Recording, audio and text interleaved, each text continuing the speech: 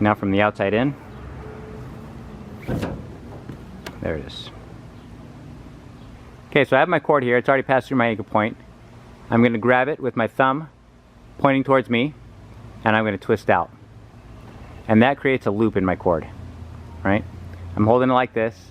I'm simply going to scoop up some more of the standing end and pull it through that loop that I just made.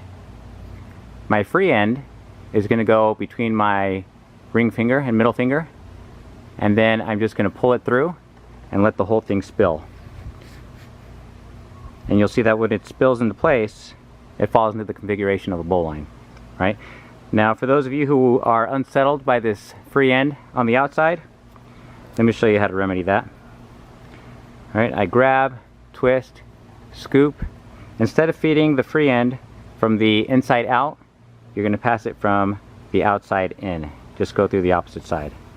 And now when it spills together, you'll see that the free end is on the inside. So let me do that one more time.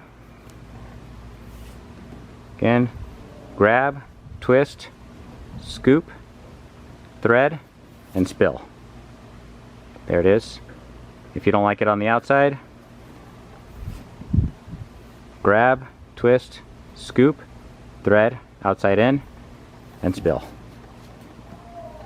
There you go. Now let's see how fast I can do this for fun's sake. Ready, and there we go.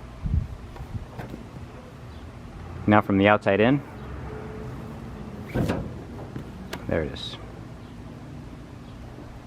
It's really a matter of getting your hand to twist the cord and then scoop it and pull it through that loop.